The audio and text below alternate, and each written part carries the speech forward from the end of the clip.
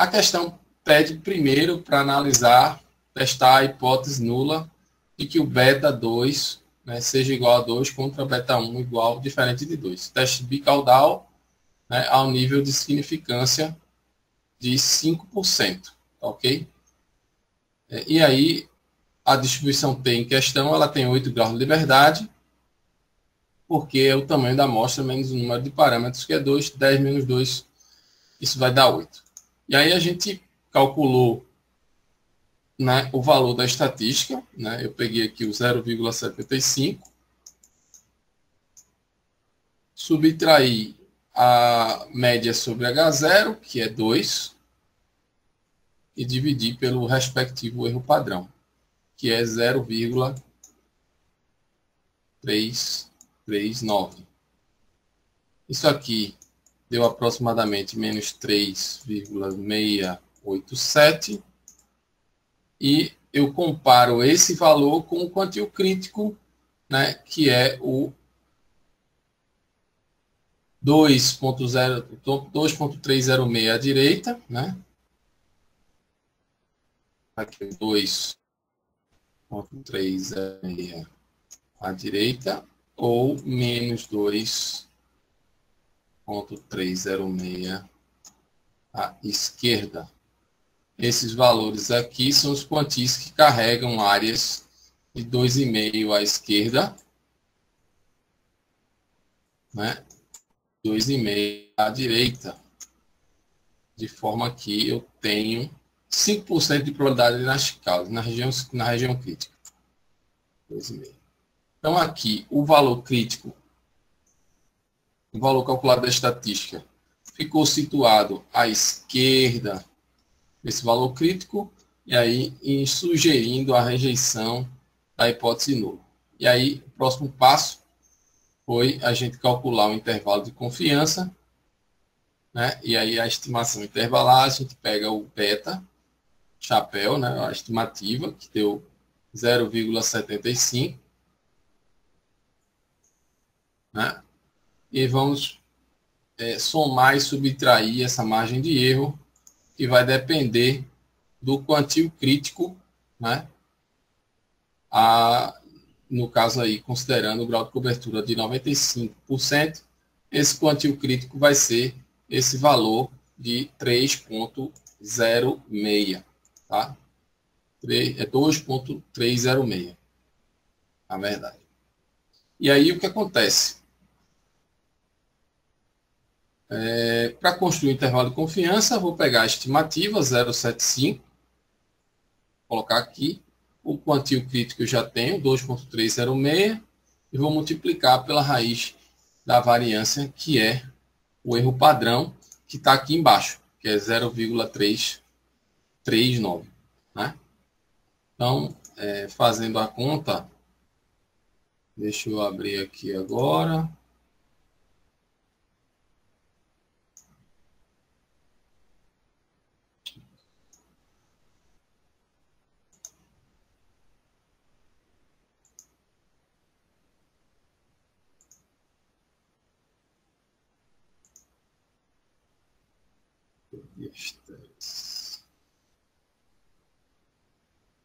Vamos lá. Então, vamos usar aqui. Eu fechei de novo, não é possível. Não. Então, 0,75. 0,75. Né? O lado esquerdo, menos o quantio crítico, que é 2,306,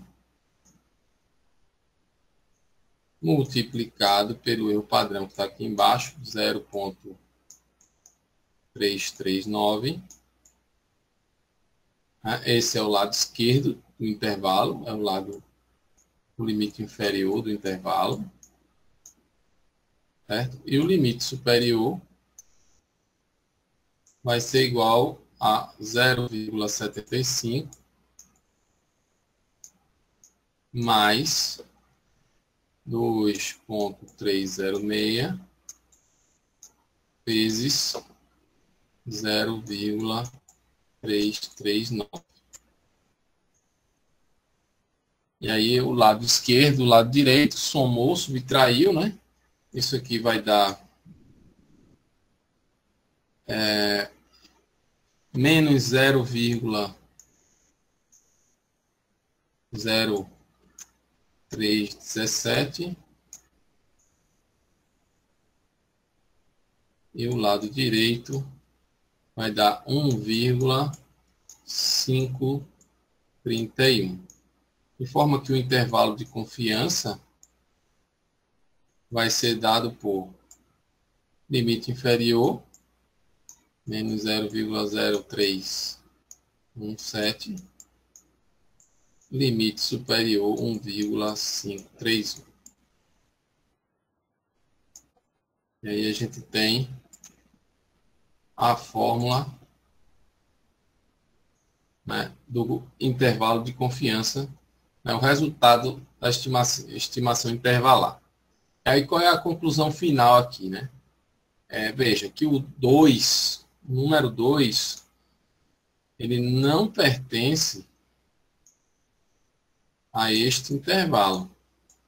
Quando o teste é bicaudal, quando eu falo bicaudal, é hipótese nula, igualdade contra hipótese alternativa, diferença, né? Aí o 2 não pertence ao intervalo de confiança, isso é sinal de que o teste de hipótese bicaudal rejeita a hipótese nula ao nível de significância igual ao complemento do grau de cobertura, ou seja, 95,5%. E aí a questão está resolvida. Ok? Alguém tem alguma coisa a perguntar? Agora eu vou autorizar a entrada, mas vocês saibam que chegou atrasado, vai esperar. Tá ok? Então, alguém quer perguntar alguma coisa sobre essa questão?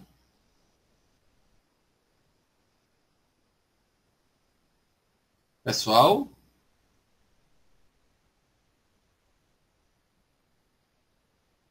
Tudo certo? Vocês podem falar aí no chat.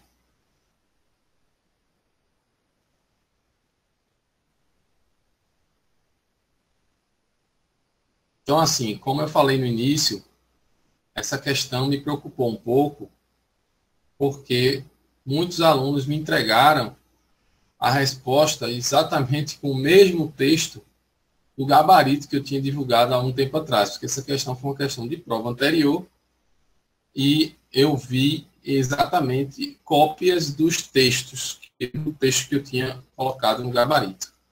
E aí isso me deixou preocupado, porque eu não sei se simplesmente se essas pessoas copiaram o texto da questão, do gabarito, ou se entenderam a resolução da questão, certo?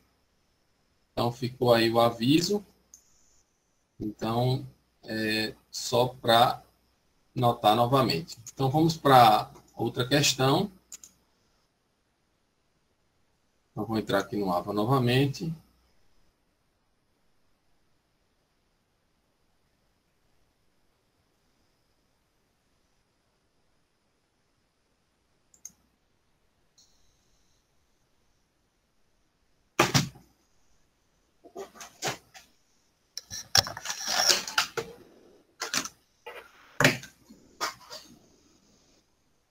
Vamos entrar aqui, atividade 2.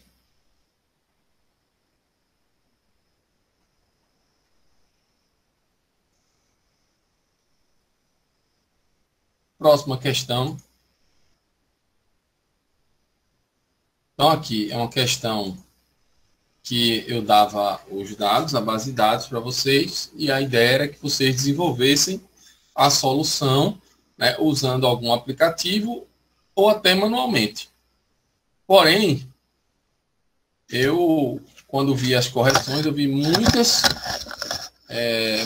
respostas simplesmente com o resultado final, sem sequer mencionar como que foram calculados, como que foram feitos os cálculos, sem um detalhamento dessa solução, né?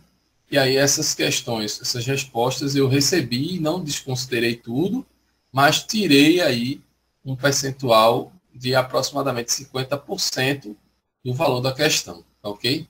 Justamente por quê? Porque eu entendo que se eu peço a vocês para anexar aqui uma solução, vocês têm que me mostrar o caminho das respostas e não simplesmente me enviar o gabarito da questão, certo? O gabarito simplificado, né? Então, assim, desenvolva a equação, aí me coloca a resposta da equação. E cadê o desenvolvimento? Né? Então, assim, se vocês usaram algum aplicativo, Excel, ou usaram o R, não tem problema, desde que mostre como que foi feito a conta. Né? Então, aqui, anos de experiência, vendas. Então, como os anos de experiência influenciam as vendas. Então, aqui, eu coloquei no R o X, que é os anos de experiência,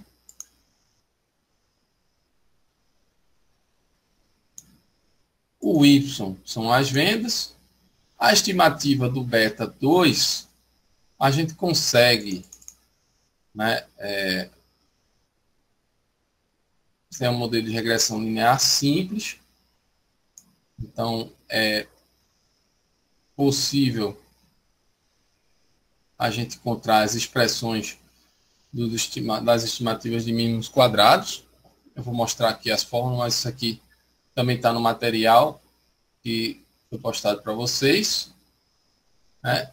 E deixa eu ver aqui. Então, basicamente é o seguinte. A inclinação, que eu vou chamar de beta 2, a inclinação beta 2, ela é dada por soma xi menos x barra yi menos y barra dividido pela soma xi menos x barra ao quadrado. E o intercepto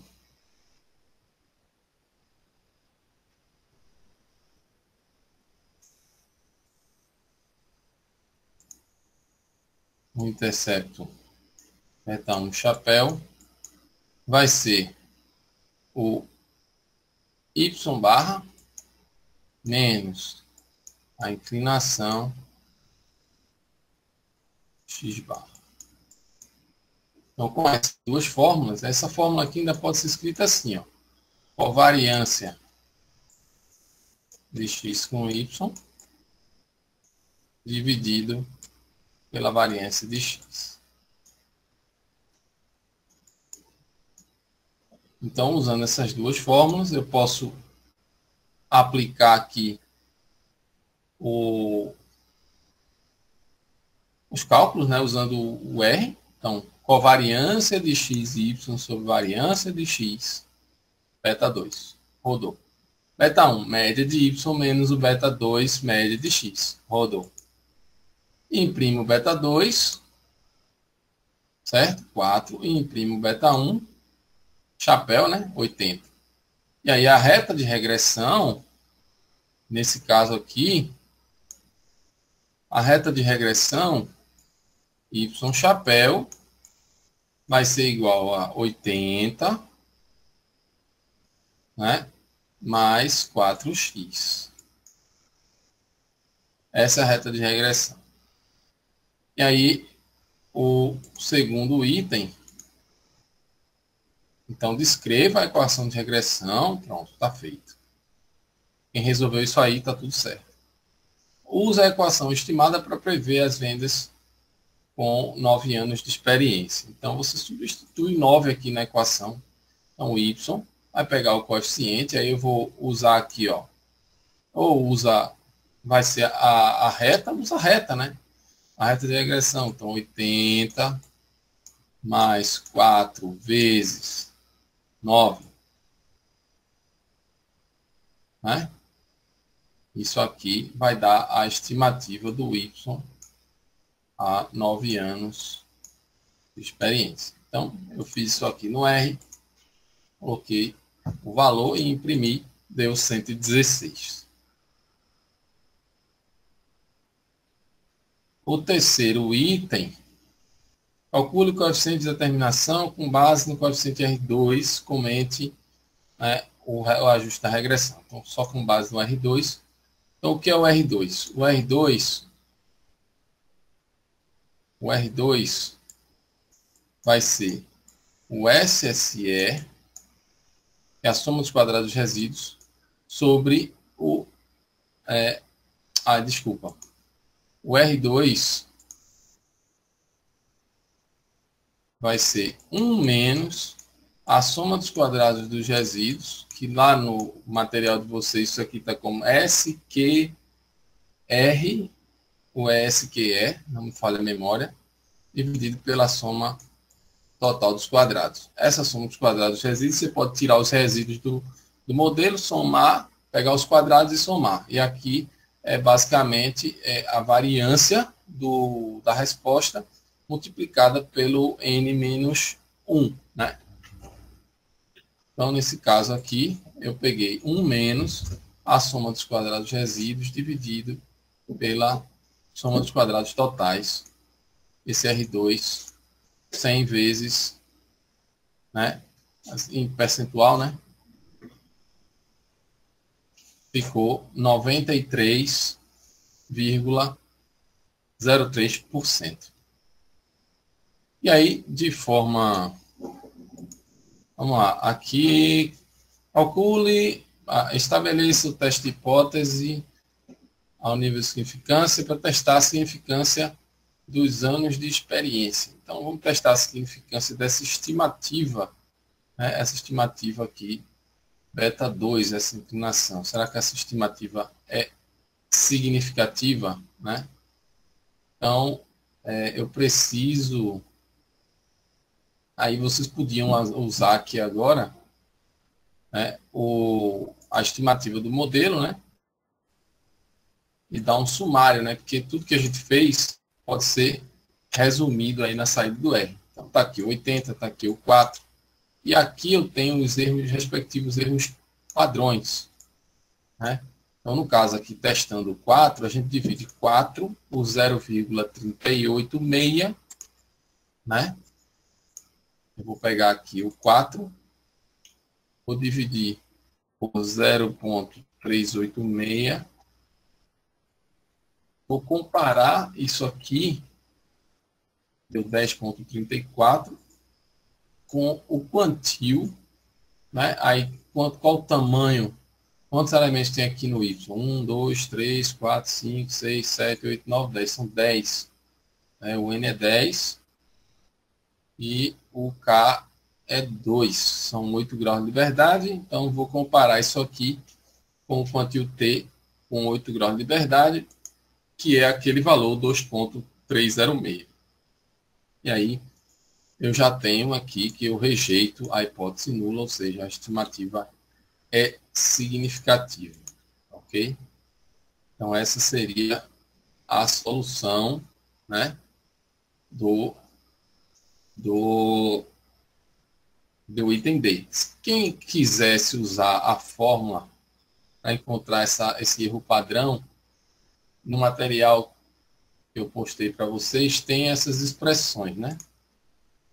E aqui eu estou mostrando aqui nesse outro material, mas tem isso lá. Então, aqui, ó, variância do beta 1 chapéu e variância do beta 2 chapéu.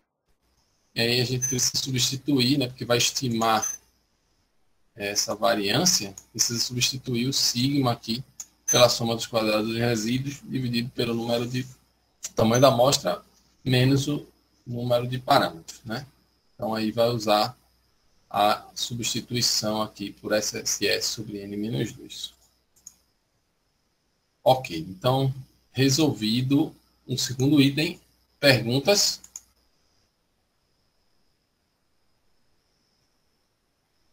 Alguém quer perguntar alguma coisa?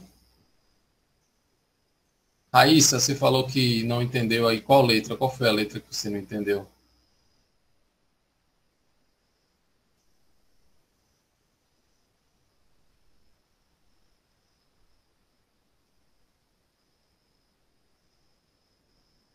Qual foi a letra? Qual foi o item?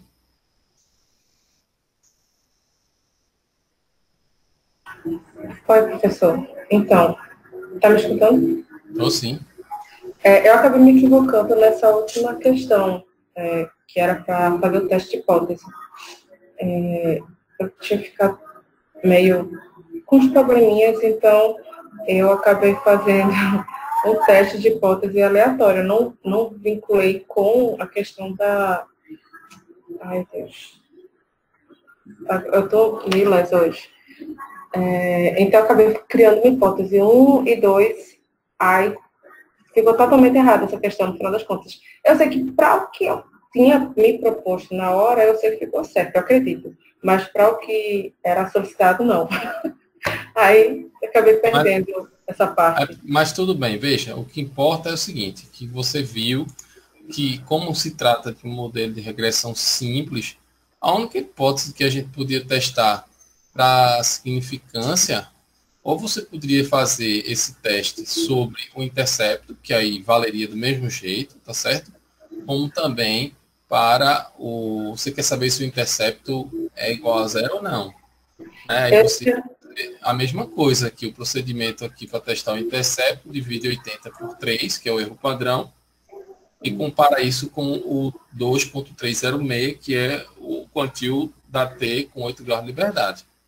Então, não, assim, eu tinha testado a hipótese que eu tinha colocado, foi como que era impossível, na verdade. Na verdade, eu sabia até depois que eu terminei, eu disse, meu Deus, eu fiz um cálculo enorme para testar uma coisa que era óbvia, que era para a hipótese de x igual a y, seria falso. Aí, depois que eu calculei, eu disse, isso nunca seria possível que fosse igual. Aí, na verdade, nessa situação. veja, o Y e o X, eles estão relacionados por uma equação, certo? Uhum. Então, se você diz que o Y é igual a X, né, não existe... Não tem, essa é uma hipótese nula. Se o Y for igual a X, aí o que seria aqui? Você teria que testar se esse intercepto seria igual a zero, seria um teste simultâneo, né? Você testaria ao mesmo tempo que o intercepto é zero e ao mesmo tempo a inclinação ser igual a 1. Porque se isso Foi isso que acontecer, eu fiz. y é igual a x. Certo? Foi esse o cálculo que eu fiz. Só Mas que não assim, era isso que era para fazer. E agora que eu sei que não era para fazer, eu estava mas, bem aérea. mas aí é um teste de hipótese que Que era envolveria... nulo. O teste ele pode ser realizado, mas você ia utilizar coisas que a gente não viu ainda, né? Eu Você acabei ia tendo uma testar coisa. combinações, você ia testar uma combinação, você ia testar equações simultâneas, né? Teria aqui que o beta 1 igual a zero e o beta 2 é igual a 1. Uhum. Isso aqui você tem que usar uma estatística F. Eu não sei se você Não é ouviu essa questão na minha prova. Eu sei que até hoje minha cabeça não está girando muito bem, não, depois dessa sua prova, não vou mentir. certo, mas deu para entender a solução agora, né? Era Na testar solução sobre... deu. Oi? Na solução deu sim. Beleza. Pronto, então acho que é essa a ideia. Então, as duas questões que foram abertas, uma, a maioria respondeu corretamente, mas teve aquele problema lá do gabarito que eu achei que me deixou um pouco preocupado. E essa segunda questão, bastante gente respondeu também, mas eu vi que muita gente entregou só o gabarito, sem comentar a solução. Isso aí é um problema que eu tive que considerar na hora de pontuar a questão, tá certo? Bem, e aí, partindo para a questão 3, e aí eu tive um problema aqui nessa questão, não sei se é essa, acho que é essa aqui mesmo. Essa questão aconteceu o seguinte. Eu acabei copiando errado aqui esse item A, esse não era para ter saído. E por conta disso, essa questão ela tinha mais de um item correto. E aí o que aconteceu? Eu desconsiderei, eu tentei considerar as respostas de quem tinha feito, que tinha marcado uma solução correta, mas aí eu corrigi a questão e ia ficar meio complicado. E aí foi o que eu fiz, eu desconsiderei essa questão na correção e distribuí a pontuação dela entre as outras, tá ok? Então eu vou resolver ela aqui, mas vocês saibam que na hora que eu corrigi, eu desconsiderei, eu redistribuí essa pontuação nos demais itens, tá certo? Então, está aqui o resultado de uma regressão linear com o tamanho 20, tamanho amostral 20. Aqui o intercepto, a estimativa, o erro padrão, estimativa do primeiro regressor. Aqui é um modelo de regressão múltipla. Então, estimativa, erro padrão, estimativa, erro padrão, estimativa, erro padrão. Então, o que a gente faz para testar se esse intercepto é igual a zero contra não igual a zero? Então, pega essa estimativa e divide pelo erro padrão. Então, se eu pegar a estimativa e dividir pelo erro padrão, quanto é que vai dar? Então, vamos pegar aqui 0,695 dividido por 1,210, né? Deu 0,57. Aí vamos comparar isso com qual quantil? O quantil da T, 20 menos 1, 2, 3, 4. Então eu vou lá, você pode pegar aí a tabela da T, não sei se está aqui.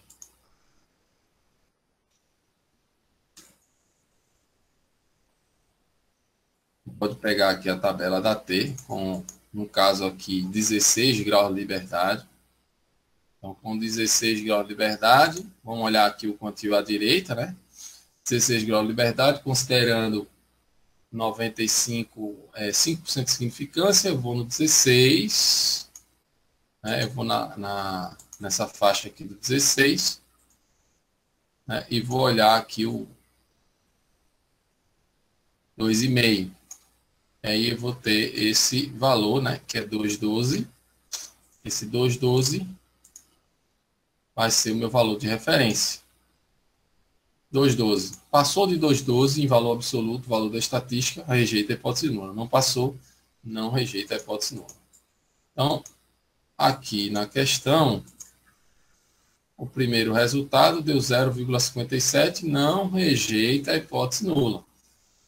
Então, a estimativa do parâmetro beta1 associado à desculpa, ao intercepto. Tá aqui, vamos lá. Então, vou responder logo. Vamos lá. Responder o item D, né? A estimativa do intercepto é não significativa. Então, né, ela é não significativa. Estaria verdadeiro esse item D. A estimativa do parâmetro beta1 é não significativa. Então, beta1, que é o do x1, né? Vou pegar o 0,776, vou dividir o 0,134. Deu 5, passou dos 2, né, que é aquele 2, aquele valor que a gente tinha colocado aqui no 16 graus de liberdade, né? 2,12. Passou de 2,12 é significativo. Então, nesse caso, a estimativa do beta1, ela é significativa, né? Então estaria falso. A estimativa do beta2 é significativo. Então vamos pegar aqui o 0,24. Vamos dividir isso aqui por 0,092. 2,6 é significativa, né? Então, estaria verdadeiro, né? Deixa eu ver se eu estou no... Então, beta1, a estimativa do beta1 é não significativa. Beta1 é esse aqui. Então, eu vou dividir o 0,776 por 0,134. Então, deu significativo. Depois eu vou dividir o 0,241 por 0,092, também deu significativo. Então, aí não significativo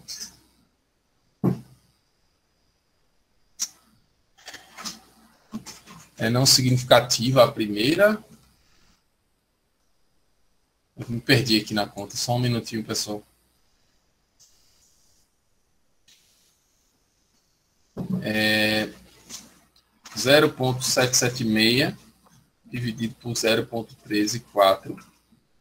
Então, esse é significativo. Vou até marcar. Vamos colocar uma gaivota aqui, onde é significativo. Não é significativo.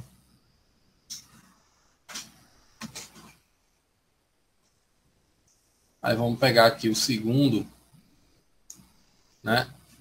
0,241 dividido por 0,02 também deu significativo.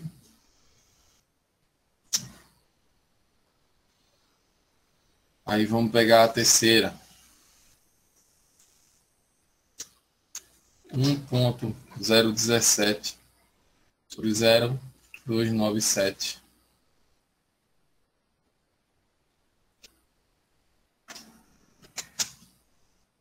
Ponto 42 também significativo. E para encerrar, né, o intercepto 0,695 sobre 1,210.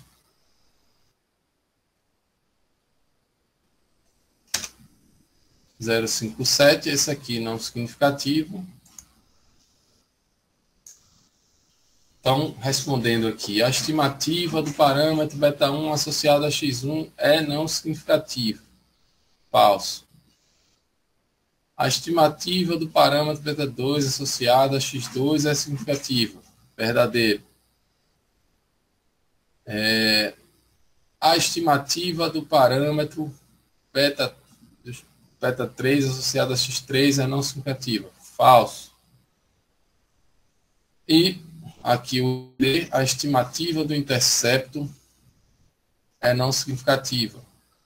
Verdadeiro. Acho que eu vou marcar aqui. Vamos lá. A estimativa do beta1 é não significativo. Beta1 aqui está falso, porque é significativo. A estimativa parâmetro beta2 é significativa. Aqui, verdadeiro. Beta3 é significativo, é não significativo, é falso. A estimativa do intercepto é não significativa, verdadeiro. E a estatística de teste calculada sob a hipótese nula de que beta1 é igual a 0, é inferior ao T16, né?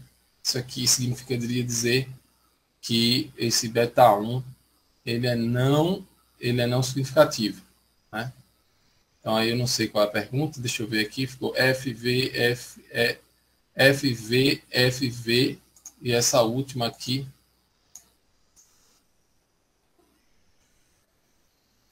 F, V, F, V.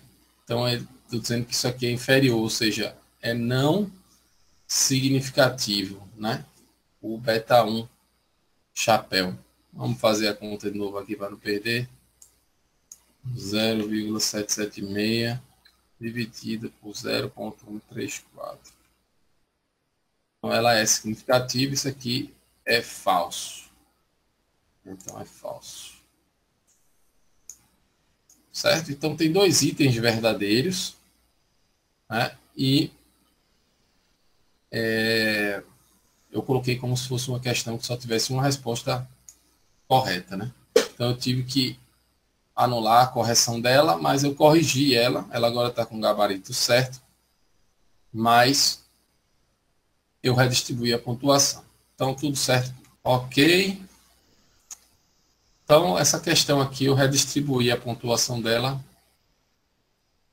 para que ninguém se prejudicasse, mas, infelizmente, eu coloquei o gabarito errado. Então, vamos para a última questão da lista. E aí, a pontuação final ficou essa aqui, tá? 3,5 na primeira, 3,25, 3,25 e 3,50. Então, essa última questão aqui, que é uma questão mais conceitual, e pede para escolher uma das opções, né, a opção correta, né, sobre o estimador de mínimos quadrados para o vetor beta no modelo de regressão linear. Então, possui distribuição normal, é não viesado, consistente e eficiente. Bem, essas propriedades aqui até que são verdadeiras, mas ele só tem distribuição normal se os erros forem normais. Então, aqui está falso. É o melhor estimador dentre os não viesados. Bem, ele não é o melhor estimador dentre os não viesados. Ele é o melhor estimador na classe dos estimadores lineares e não viesados. Então, precisa ser um estimador linear para competir com o estimador de mínimos quadrados. Tá certo? Então, também falso.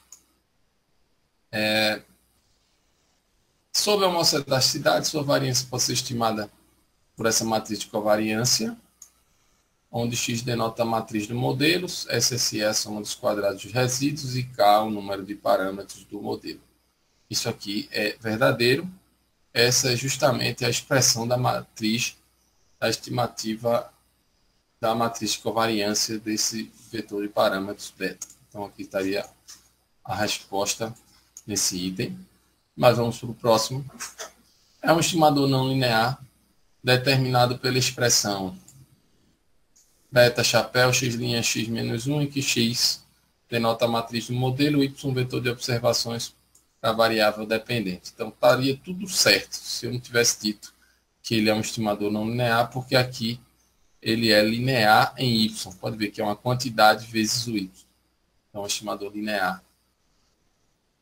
É viesado sob heterocedasticidade de forma desconhecida. Bem, então, ele é não viesado sob a hipótese de que o modelo esteja corretamente especificado, então, ele é não viesado também sob heterocedasticidade. Então, a heterocedasticidade não tira o viés do estimador de mínimos quadrados. Ok? Então, essa questão conceitual, o item C, é a resposta correta.